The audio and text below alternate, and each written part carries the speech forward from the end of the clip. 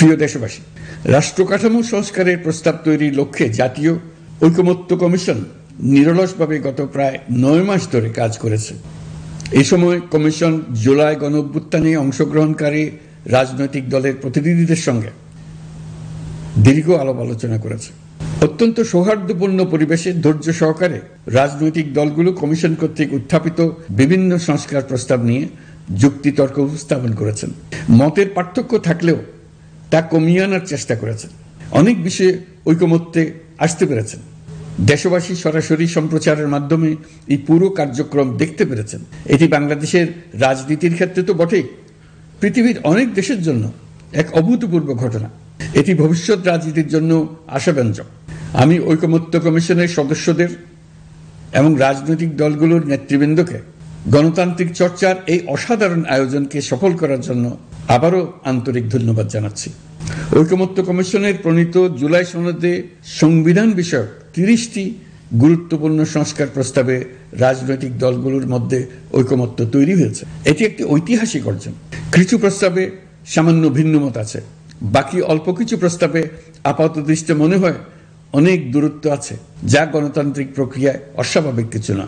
তবে খতিয়ে দেখলে দেখা যায় যে এসব প্রস্তাবগুলোর ক্ষেত্রেও আসলে মতভিন্নতা খুব গভীর নয়। কেউ সংস্কারটা সংবিধানে করতে চেয়েছেন, কেউ আইনের মাধ্যমে করতে চেয়েছেন, কিন্তু সংস্কারের প্রয়োজনীয়তা, নীতি ও লক্ষ্য নিয়ে কারো মধ্যে মতভেদ নেই। কাজেই রাজনৈতিক দলগুলোর প্রকাশ্য বক্তব্য যতখানি পরস্পর বিরোধী অবস্থানে আছে বলে মনে হয়, জুলাই সনদ সঠিকভাবে বিশ্লেষণ করলে ততখানি মত পার্থক্য দেখা যায় না। এটি আমাদের অনন্য অর্জন। এতে জাতি এগিয়ে যেতে সাহসী হয়। এসব বিবেচনায় রেখে এবং রাজনৈতিক দলগুলো কর্তৃক স্বাক্ষরিত জুলাই সনদকে মূল দলিল হিসেবে ধরে নিয়ে অন্তর্বর্তী সরকার আজকের উপদেষ্টা মণ্ডলীর সভায় জুলাই জাতীয় সনদ সংবিধান সংস্কার বাস্তবায়ন আদেশ 2025 অনুমোদন করেছে। এটা বিরাট খবর। প্রয়োজনীয় স্বাক্ষর শেষে এটি ইতিমধ্যে গেজেট নোটিফিকেশন করার পর্যায়ে পৌঁছে গেছে। জুলাই সনদ বাস্তবায়নের লক্ষ্যে এই আদেশে আমরা গুরুত্বপূর্ণ কিছু বিধান গ্রহণ করেছি।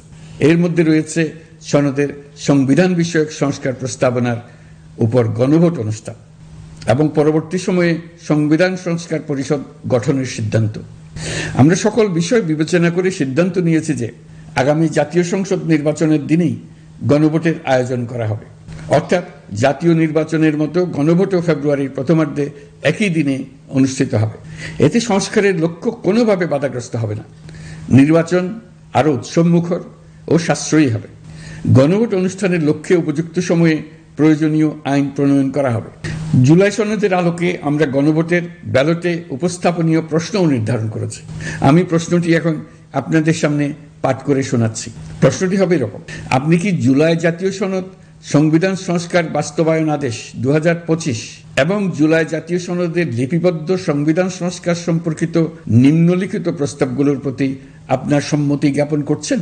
ক, নির্বাচনকালীন সময়ে তত্ত্বাবধায়ক সরকার, নির্বাচন কমিশন এবং অন্যান্য সাংবিধানিক প্রতিষ্ঠান জুলাই সনদে বর্ণিত প্রক্রিয়ার আলোকে গঠন করা হবে। খ, আগামী সংসদ হবে 2 কক্ষ বিশিষ্ট। জাতীয় সংসদ নির্বাচনে দলগুলোর প্রাপ্ত ভোটের অনুপাতে 100 জন সদস্য বিশিষ্ট একটি উচ্চকক্ষ গঠিত হবে এবং সংবিধান সংশোধন করতে হলে উচ্চকক্ষের সংখ্যাগরিষ্ঠ সদস্যের অনুমোদন দরকার হবে।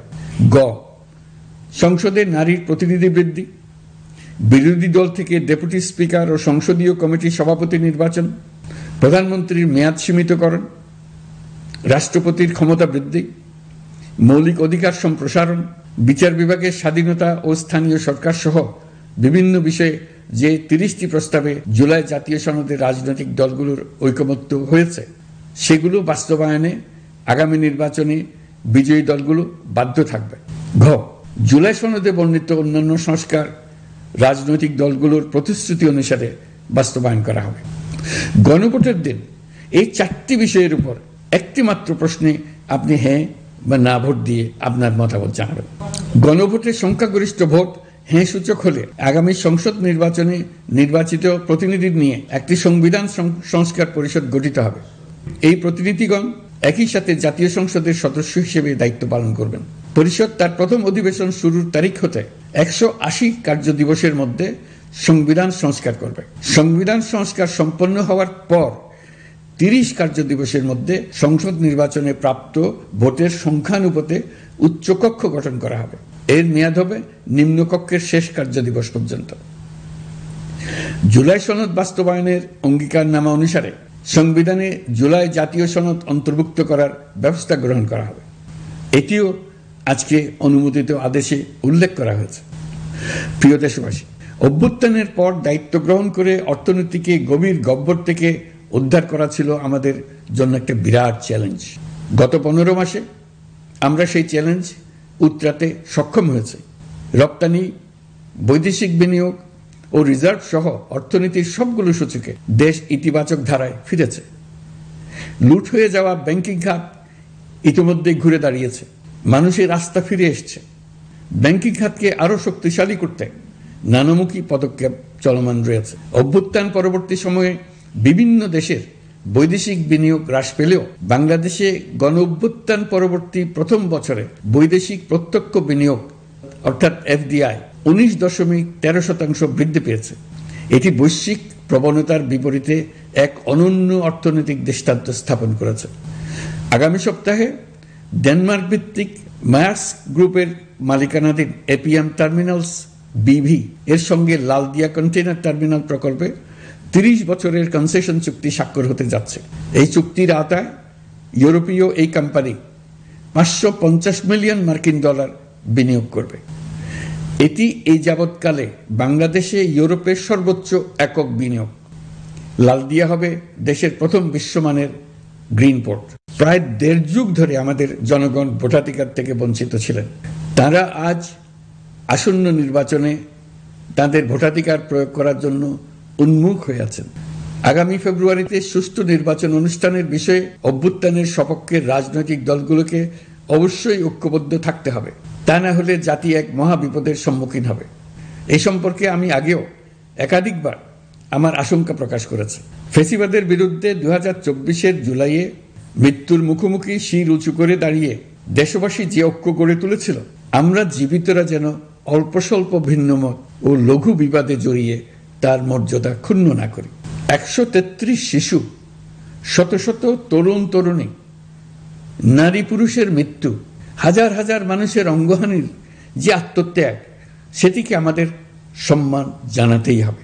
দেশের আপামর জনগণ সামান্য যা চায় তা হচ্ছে এই অগণিত হতাহতের স্মৃতির প্রতি শ্রদ্ধা জানিয়ে আমরা সবাই যেন ভিন্ন মতের প্রতি সহিষ্ণুতা দেখাই। দলীয় স্বার্থ অতিক্রম করে সম্মিলিত আকাঙ্ক্ষা ও জাতীয় চাওয়াকে ঊর্ধ্বে তুলে ধরি। তাই আমি আশা করি আমাদের এই সিদ্ধান্ত জাতির বৃহত্তর স্বার্থে রাজনৈতিক দলগুলো মেনে নেবে। একটি উৎসবমুখর জাতীয় নির্বাচনের দিকে জাতি এগিয়ে যাবে। এর মাধ্যমে আমরা নতুন বাংলাদেশে প্রবেশ করব। আমরা নতুন বাংলাদেশ গড়ার দ্বার প্রান্তে এসে পৌঁছলাম। মহান আল্লাহ আমাদের সহায় হন। আমাদের আশা মহান আল্লাহ পূরণ করুন। আল্লাহ হাফেজ। সবাইকে ধন্যবাদ।